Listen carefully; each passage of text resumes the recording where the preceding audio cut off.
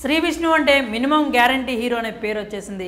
సామాజ వర్గమున ఓం Bhim bush వంటి సక్సెస్లతో తన market కూడా పెరిగింది. ఇప్పుడు హ్యాట్రిక్ లక్ష్యంగా స్వాగ్ సినిమాతో ప్రేక్షకుల ముందుకు వచ్చాడు శ్రీ విష్ణు. ప్రమోషనల్ కంటెంట్తో బాగానే బజ్ క్రియేట్ చేసిన ఈ మూవీ రిజల్ట్ ఏంటో ఈ రివ్యూ ద్వారా తెలుసుకుందాం. స్వాగ్ మూవీ కథ విషయానికి వస్తే ఇది 1550 కాలంలో మొదలవుతుంది. అప్పట్లో మాతృస్వామ్యం పితృస్వామ్య వ్యవస్థల మధ్య ఆధిపత్య పోరు జరుగుతూ ఉంటుంది. భవభూతి మహారాజుగా శ్రీ విష్ణు తన సతీమణి రీతువర్మ వద్ద బానిసగా బతుకుతూ ఉంటాడు. ఆ రాజ్యంలో మళ్ళీ పితృస్వామ్య వ్యవస్థను తీసుకొని రావడానికి ఓ పథకం పన్నుతాడు. అక్కడి నుంచి మళ్ళీ మగాళ్ళ ఆధిపత్యం మొదలవుతుంది. ఇదే క్రమంలో తన రాజ్యంలో ఉన్న ఓ నపుంసకుడిని చంపేస్తాడు భవభూతి. కాలక్రమంలో ఈ పాపం శాపమై భవభూతి వంశంలో ఆడపిల్లలు లేకుండా పోతారు. ఆఖరికి మగ కవలలు పుట్టినా కూడా వారిలో ఒకరు నపుంసకుడిగా మారతారు, మరొకరు తండ్రికి దూరం అవుతారు. దీంతో స్వాగనిక వంశవృక్షం యాతి దగ్గరే ఆగిపోతుంది. ఇక వంశాన్ని వృద్ధి చేసే వారసుడు లేనిదే ఆస్తి దక్కదు. ఈ నేపథ్యంలోనే స్వాగనిక వంశ వారసులుగా భవభూతి విభూతి యభూతి సింగ అనుభూతి తెరపైకి వస్తారు. మరి వీరికి స్వాగనిక వంశానికి ఉన్న సంబంధం ఏంటి, ఎవరు నిజమైన వారసులు అన్నదే ఈ చిత్రం కథ.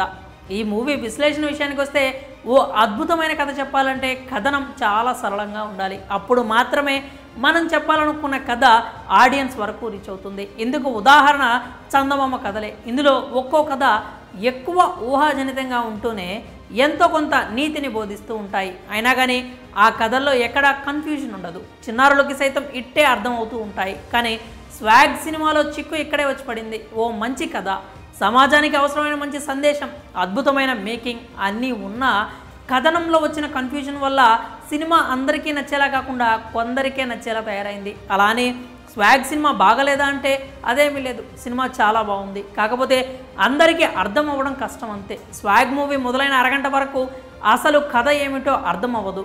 క్యారెక్టర్స్ అన్నీ ఎస్టాబ్లిష్ చేసుకుంటూ పోయాడు దర్శకుడు. కాకపోతే వీరందరిలో భవభూతి క్యారెక్టర్ కాస్త ఎంటర్టైన్ చేస్తుంది. ఇంకా ప్రీ ఇంటర్వెల్ నుంచి ఇంటర్వెల్ వరకు వచ్చే ట్విస్టులు ఆకట్టుకుంటాయి. కానీ ఇక్కడ కూడా గందరగోళం ఉంటుంది. కానీ ఓ మంచి ట్విస్ట్తో ఫస్ట్ హాఫ్ ముగియడంతో సినిమా ఓకే అనిపిస్తుంది. సినిమా సెకండ్ హాఫ్కి వచ్చేసరికి ఎమోషనల్ టర్న్ తీసుకుంటుంది.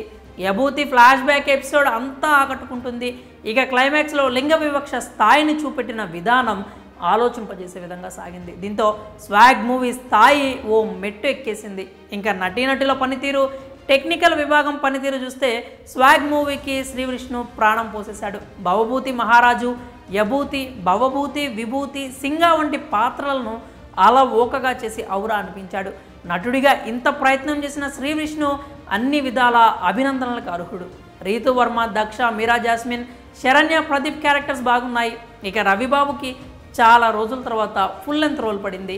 సునీల్ ఉన్నంతసేపు ఆకట్టుకున్నాడు. టెక్నికల్గా మాత్రం స్వాగ్ మూవీలో చాలా లోపాలున్నాయి. వివేక్ సాగర్ బ్యాక్గ్రౌండ్ బాగున్నా సాంగ్స్ అంతగా మెప్పించలేదు. విప్లవ్ ఎడిటింగ్లో షార్ప్నెస్ లేదు. స్క్రీన్ ప్లేలోనే కన్ఫ్యూజన్ ఉండడంతో విప్లవ్ చేతులు ఎత్తేసినట్టు అనిపించింది. సినిమాటోగ్రఫీ మాత్రం చక్కగా ఉంది. మేకర్గా హసిద్ గోలి ఓకే అనిపించుకున్న కథనంపై ఇంకాస్త శ్రద్ధ పెట్టి ఉంటే బాగుండేది. ఇక ఈ మూవీలో ప్లస్ల గురించి మాట్లాడుకుంటే Sree Vishnu second half climax అని చెప్పొచ్చు. ఇక మైనస్ల విషయానికి వస్తే first half confusion, screenplay, songs అని చెప్పాలి. ఇక రేటింగ్ చూస్తే మేమైతే 5 స్టార్స్కి 2.5 ఇస్తున్నాం. మరి మీరు కనుక స్వాగ్ మూవీ చూస్తుంటే మీకు ఎలా అనిపించిందో మీ అభిప్రాయాలను కామెంట్స్ రూపంలో తెలియజేయండి.